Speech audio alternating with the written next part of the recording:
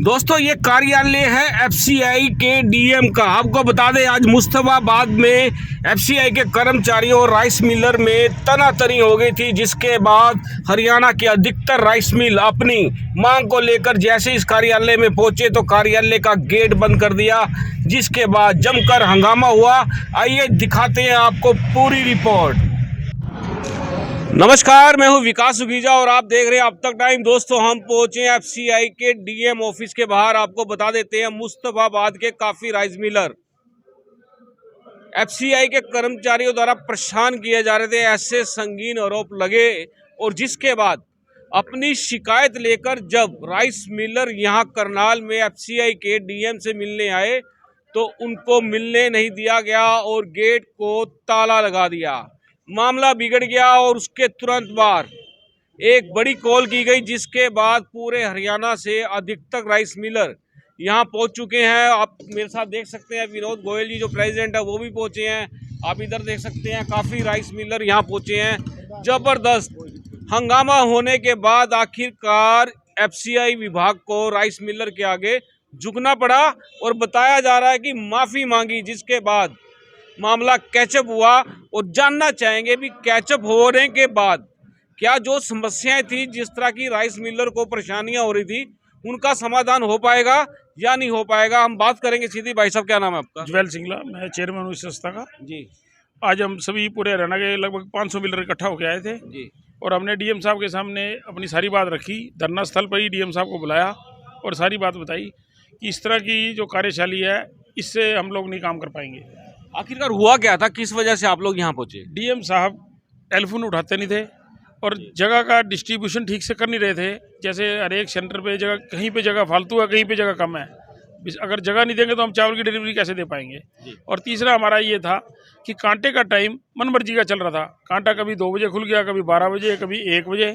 हमने कहा भी गवर्नमेंट के जो रूल है उसके मुताबिक उतने ही समय काम चलना चाहिए। 8 घंटे का टाइम है गवर्नमेंट का, 8 घंटे काम चलना चाहिए। तो ये सब बातें हमने डीएम साहब के सामने रखी। डीएम साहब ने हमारी तीनों बातें डिमांड मान ली। हमारा जो एक कर्मचारी उनका AG1 था, कोई गजेंद्र नाम से, मुस्तफाबाद में वो तंग कर रहा था, उसको उस सीट से हटा दिया। दूसरी हमने रखी थी कि कांटा जो सरकार के नियमानुसार खुलना चाहिए, वो भी उन्होंने मान ली। 9 से कांटा 3:30 तक खुलेगा। और तीसरी जगह के बारे में उन्होंने एक कमेटी बना दी, जिसमें हमारे 2 राइस मिलरों प्रधानों को ले लिया। उसके अंदर उनके कहे अनुसार ही डिस्ट्रीब्यूशन होगा, किसी भी राइस मिलर को तंग नहीं किएंगे। और चौथी जो मेन बात थी कि जिस अधिकारी ने राइस मिलरों पर कार चढ़ाने का दुस्साहस किया था उसने माफ़ी मांग ली है। और हमने भी अपनी एसोसिएशन में सभी भाइयों को समझाया, भाई ज़्यादा झगड़ने का फ़ायदा नहीं है। हमने मामले को निपटा दिया। अब आगे बात प्रधान जी बता देंगे। बिल्कुल दोस्तों, आपको बता दें राइस मिलर माल देना चाहते हैं और एफसीआई सरकार लेना नहीं चाहती, ऐसा मामला सामने प्रतीत हो रहा है। और सीधी बात कर रहे हैं चेयरमैन साहब से, ये गाड़ी चलाने वाला क्या मामला था?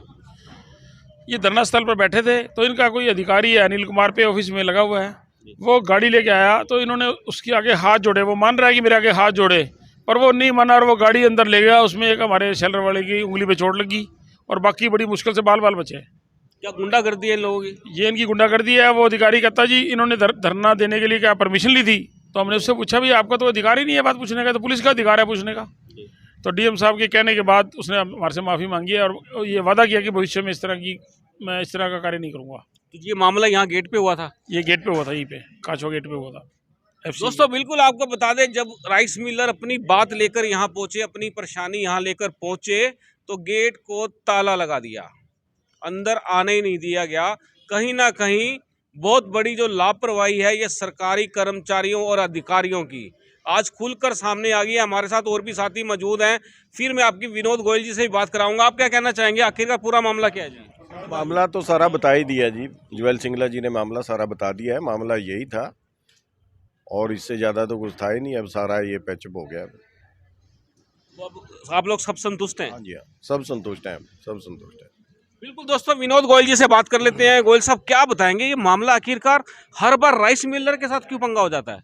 राइस मिलर्स को जो सरकार हमेशा टारगेट करके रखती है, ये जो इनका मकसद है कि भाई किसी तरह से ये इस काम को छोड़ बैठें और जो जमींदार की जीरी है उसको खरीदने की मंशा तो है नहीं। उसको कहीं ना कहीं हमारे पीछे लगा के रखते हैं बातों को। जो मुस्तफाबाद में के लोग यहाँ पे अपने बात को लेकर आए थे, 2-3 दिन उन्होंने धरना दिया और फिर उसके बाद उनको बाहर यहाँ पे गेट पे रोक दिया गया, गाड़ी चढ़ाने की कोशिश करी। ये सब गुंडागर्दी का सबूत है। और डीएम की भी मैं कहता हूँ लापरवाही है कि डीएम साहब भी अंदर ही थे जब उनका, अगर वो चाहते तो ऐसा नहीं होता। तो आज उन्होंने ये रियलाइज़ किया कि भाई मेरी इंटरफेरेंस ज़रूरी है। हमारे चेयरमैन श्री ज्वेल सिंगला जी, श्री हंसराज जी, अरविंद जी, सारे हमारे नेता जितने भी हरियाणा से यहाँ पहुँचे और सैकड़ों की तादाद में हमने इकट्ठा होकर यहाँ पर ज़ोरदार प्रदर्शन किया, नारेबाजी की, भ्रष्टाचार की बात की। तो उनके कान खुले और जो हमारा स्पेस का मामला था, जो ज्ञानेंद्र जी का मामला था, उसको तुरंत तब्दील किया गया। स्पेस के लिए भी कमेटी बनाई गई और 9 से 3.5 कंडा किया गया। और भी छोटी छोटी समस्याओं के लिए जो डीएम साहब यहाँ के फ़ोन नहीं उठाते थे, उन्होंने यहाँ अपने पीए को ये आदेश दिए कि भाई इन सब के नंबर नोट कर लो और मेरे मोबाइल में फीड कर दो। तो एकता में बल है और आगे भी हम वार्निंग देते हैं कि हम ये गुंडागर्दी नहीं चलने देंगे और जो भी अगर हमारे साथ जाति करेगा हम उसका मुंह तोड़ जवाब अपने नेतृत्व के साथ एचआरएमए के साथ देंगे। ये हमारी पुरजोर प्रार्थना है, अपील भी है कि जो कर्मचारी हैं वो अपना संयम बरतें, काम समय पर करें और लोगों को तंग ना करें। भ्रष्टाचार तो व्यापक ही अब इसमें आपको पता ही है, परंतु चलो उसको भी सहन करते हुए हम काम कर रहे हैं। पर ये काम करने नहीं दिया जा रहा, ये बड़ी गलत बात है। मैं मुस्तफ़ाबाद के लोगों का भी धन्यवाद करना चाहूँगा कि उन्होंने आवाज़ उठाई, उनके अपील पर सारे यहाँ पर इकट्ठे हुए। चेयरमैन जी करनाल आए, इनका भी धन्यवाद है। प्रधान जी, अरविंद जी, यमुनानगर से दूसरे लोग सारे ज़िलों से चल कर आए, मैं सबका धन्यवाद करता हूँ। और सुखीजा जी, अंत में अब तक आपका चैनल हमेशा हमारे साथ रहा है, हमारे बातों को उठाता रहा, इस मिलर की जो सही बातें उनको देता है। मैं आपका भी बड़ा धन्यवाद हूँ। गोयल साहब, अब बात करें कि कितना धान जो आप लोगों ने लिया था, वो कितना चावल आप वापस कर चुके हैं, अभी कितना वापस है? हरियाणा का टारगेट अभी 60% है इस फरवरी एंड तक, जो कि पूरा होने जा रहा है। और बाकी जो पूरा 40% है वो अगले महीने 20 है, फिर 10-10 2 महीने हैं।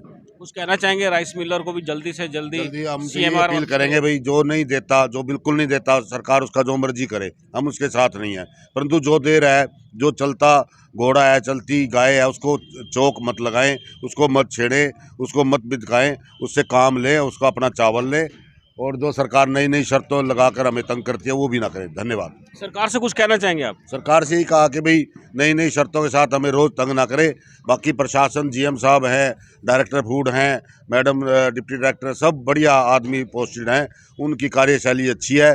परंतु नीचे जो लोग तंग करते हैं इनको भी काबू किया जाए ताकि कार्य प्रणाली को और ठीक किया जा सके। बिल्कुल दोस्तों, आपको बता दें मामला आखिरकार निपट गया और काफ़ी घंटे लगे इस मामले को निपटाने में। दोस्तों, राइस मिलर और एफसीआई का एक आपस में बहुत बड़ा तालमेल होता है और यदि इनमें मिसअंडरस्टैंडिंग पैदा हो जाए तो नुकसान सीधा सीधा सरकार को उठाना पड़ता है। दोस्तों, हमारे साथ एफसीआई के डीएम मौजूद हैं अंकुर वत्स जी, और उनसे जानना चाहेंगे कि वत्स साहब आखिरकार क्या मामला था, किस तरह से मुस्तफाबाद के लोगों को, राइस मिलर्स को परेशानी हो रही थी और फिर यहाँ पर भी गेट बंद कर दिया गया था? सबसे ज़्यादा जो तकलीफ़ उनको हो रही थी वो स्पेस को लेके है, क्योंकि स्पेस आजकल ऑलमोस्ट हर जगह पर ही बहुत ही कम हो गया है। तो वो चाहते थे कि जो जो गोदामों में स्पेस ऑलरेडी है उसमें से ना होकर जिसमें कम स्पेस है वहाँ से चावल निकाला जाए, जो कि हमारी रेक लगती हैं।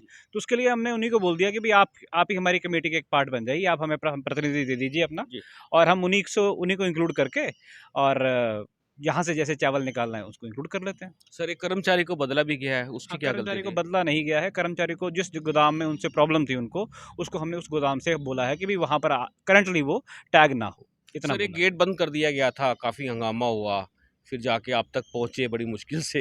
आप तक पहुँचना कितना मुश्किल है? ना, ज़्यादा मुश्किल नहीं है।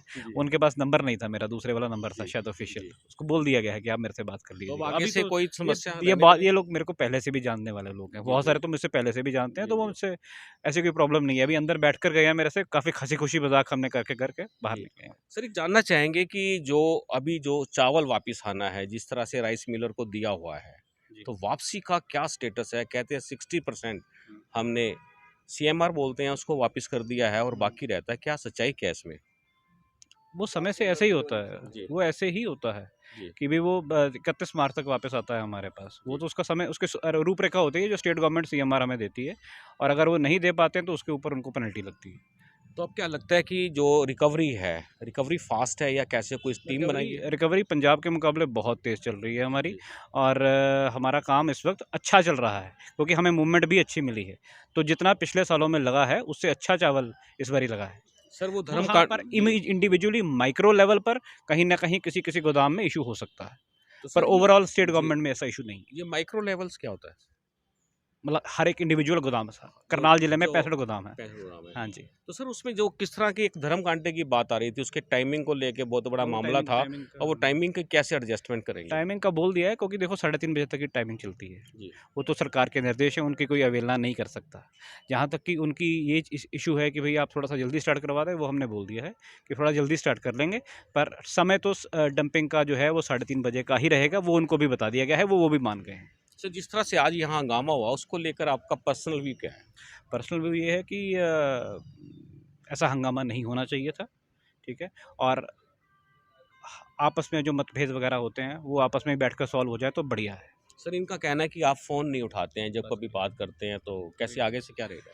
अब नहीं, आगे से भी ठीक ही रहेगा, इन्होंने अपना लिखवा दिया है अभी, ठीक है, बिल्कुल नंबर दोस्तों, वगैरह। ये बता दें आपको, डीएम साहब हैं एफसीआई के, और जिस तरह से बात की गई है और जिस तरह से पोलाइटरी रवैया आपको दिख रहा है, और इसमें यकीन मानने की बात ये भी हो सकती है कि जो समस्याएं हैं पर्टिकुलर यदि मुख्य अधिकारी तक पहुंचे तो उसके बाद उनका समाधान होना बिल्कुल निश्चित है। दोस्तों आप देख रहे हैं अब तक टाइम्स, हम चाहेंगे इस खबर को अधिक से अधिक लाइक शेयर कर दें। मैं हूं विकास सुखीजा अपने साथी कृष्ण के साथ। नमस्कार, जय हिंद, जय भारत।